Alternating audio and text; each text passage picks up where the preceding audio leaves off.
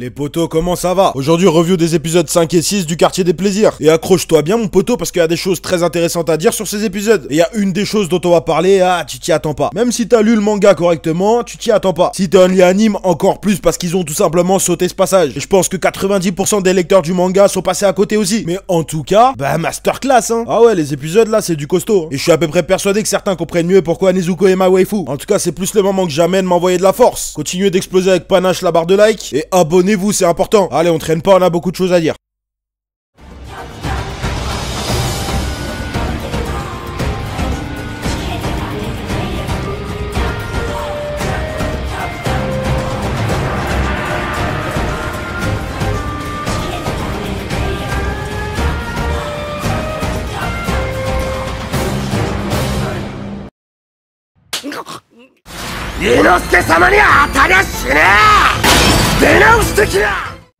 Bon déjà, ce qu'on peut dire, c'est qu'ils ont accéléré le pas, vu qu'ils ont adapté 3 chapitres et demi pour chacun des 2 épisodes. Chapitre 77, grondement, le 78, tortillement, 79, la brèche, et une partie du 80, valeur pour l'épisode 5. Et franchement, les potos, je trouve que jusque-là, en termes d'adaptation, la majorité des informations importantes étaient placées. Mais pour autant, là, dans ces 2 épisodes, on n'y est pas du tout. Quasiment rien n'a été ajouté par rapport au manga, et donc quasiment toutes les informations qu'on va voir aujourd'hui sont des informations oubliées ou écartées. Et on commence tout de suite avec Tengen, et plus précisément avec ces sabres pour lesquels des compléments d'informations sont ajoutés dans le manga. Et déjà, ça s'appelle des sabres Tachi. Et en l'occurrence, ces fameux sabres, ils ont un mécanisme qui leur permet d'avoir un pouvoir explosif. C'est même précisé que le mécanisme en question est inconnu, sachant que personne n'a survécu au coup de Tengen. Autre information qui arrive plus tard dans l'épisode et qui concerne le souffle du soleil de Tanjiro. Est-ce que tu vois cette scène très franchement inspirée de DBZ, dans laquelle Tanjiro utilise une image rémanente? C'est quoi une image rémanente? Qu'on lui coupe la tête! Non mais y a pas de souci, hein, je suis très calme. Position du lotus bleu, inspire, expire.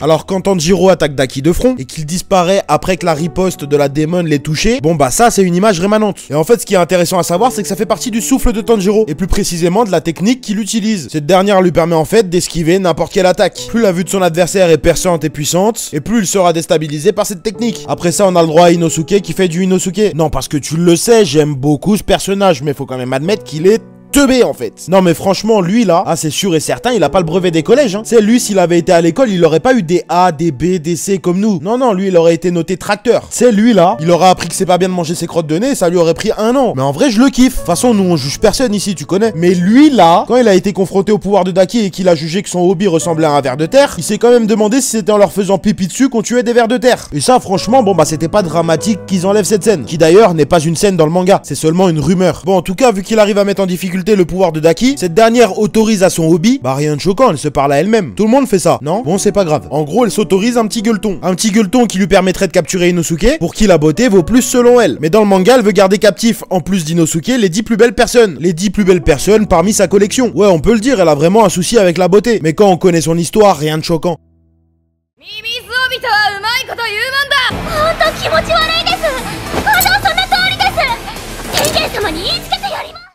Du coup, l'épisode 6, il couvre la fin du chapitre 80, valeur, le chapitre 81, souvenir enchevêtré, le 82, humain et démon, et le 83, métamorphose. Bon, poto, déjà, moi non plus, je sais pas ce que ça veut dire enchevêtré. Mais du coup, vu que j'ai regardé, c'est un synonyme d'emmêlé. Bon, on commence avec une légère censure. Rien de dramatique, mais ça valait quand même le coup de le souligner. Bon, Daki, elle a réabsorbé la partie d'elle qu'elle avait laissée de côté, du coup, son corps est complet, et elle a envie de faire du sale. Y a le mec qui sort pour gueuler parce que ça fait du bruit, et qui va se faire découper à l'image de l'environnement. Bon, et à ce moment-là, comme je le disais, il y a eu une petite censure, mais une censure maligne. Dans le manga, tu vois clairement son moignon, tout simplement parce qu'il a des manches courtes. Dans l'anime, ils ont simplement mis des manches longues à ce personnage, ce qui permet au final de camoufler sa blessure. En vrai, c'est plutôt subtil et quand tu regardes l'épisode, ça donne l'impression que c'est pas censuré. Du coup, GG à eux. Mais là, on arrive à ce que je te teasais déjà depuis le dernier épisode. Mais je devais attendre la sortie de l'épisode 7 avant de pouvoir en parler sans spoiler. Bon, on va pas tourner autour du pot, mon poteau. Qu'est-ce que tu dirais si je te disais que Daki devait avoir une interaction avec son frère dans l'épisode 6? Qu'est-ce que tu dirais si je te disais que Daki a eu une interaction avec son frère pendant le combat contre Tanjiro, avant même que Gyotaro apparaisse? Justement, je te le dis. Forcément, à la première lecture du manga, tu passes forcément à côté. Tout simplement parce que tu t'attends pas à ce que Daki ait son frère dans elle. C'est bizarre dit comme ça. Ne faites pas ça chez vous, évidemment. Non mais plus sérieusement les potos, on va contextualiser pour que tu comprennes ce que je suis en train de te dire. Daki et Tanjiro sont en train de se taper. Elle le met en colère et l'ambiance change. Les cellules de Muzan présentes dans Daki, elles commencent à paniquer. Du coup ces cellules là, elles envoient des images. Images du passé de Muzan dans lequel il a affronté quelqu'un qui l'a traumatisé, qui l'a bolos même, qui l'a soulevé. Et du coup il y a un parallèle qui est fait entre Tanjiro et ce fameux mec, dont je tairai le nom, mais tu l'as déjà entendu poteau. Bon à ce moment là, Daki demande demande c'est qui? Eh t'es qui? Eh monsieur t'es qui? Ce à quoi quelqu'un lui répond je sais pas. Et ce quelqu'un, on va pas se mentir, il y a de fortes chances pour que ce soit Gyotaro, parce qu'elle pose pas la question à Tanjiro, vu que lui forcément il est pas au courant du parallèle avec le monsieur. Bon, il y a peu de chance aussi pour qu'elle réponde elle-même à sa question, et techniquement il y a personne d'autre, à part Gyotaro, qui est présent là, ou je ne sais pas, et je veux pas savoir. Bon, il y a les cellules de Muzan aussi, mais même si elle avait interrogé les cellules de Muzan, elles savent. Dis-moi honnêtement si tu l'avais ce détail. Dans le manga, on apprend aussi que Senjuro, il adore Zenitsu et Inosuke, qui le font beaucoup rire. Tu t'en doutes, mais c'est Tanjiro qui parle d'eux dans les lettres qu'il lui envoie. On en apprend plus également sur les capacités des humains dans Demon Slayer. Dans le manga, on nous explique qu'il y a deux limites, la limite physique et la limite de vie. Pour t'expliquer concrètement, lorsque Tanjiro soulève Daki, pas dans ce sens-là, poto, calme-toi, il a déjà dépassé sa limite physique. Lorsqu'un personnage atteint sa limite physique, son corps lui fait tellement mal qu'il ne peut en théorie plus bouger. Et c'est donc la colère qui lui a permis de dépasser ce stade. Mais lorsqu'il s'arrête net avant de couper la gorge de Daki, il est en fait sur le point de dépasser sa limite de vie. S'il avait fini son geste, il serait tout simplement mort. Dans le manga, il nous précise même qu'il faut des mois, voire des années d'entraînement pour repousser cette limite ne serait-ce que d'une seconde. Car si la colère suffisait, les démons n'existeraient déjà plus. Cette explication est d'autant plus intéressante quelque part Tanjiro a des Nezuko. Les démons n'ayant pas de limite de vie à proprement parler, leur seul point faible étant le soleil, la glycine et les humains plus forts qu'eux, la fureur de Nezuko pourrait potentiellement lui permettre de dépasser n'importe quel démon. Ou en tout cas, elle pourrait se régénérer et combattre à l'infini jusqu'à ce que son adversaire périsse.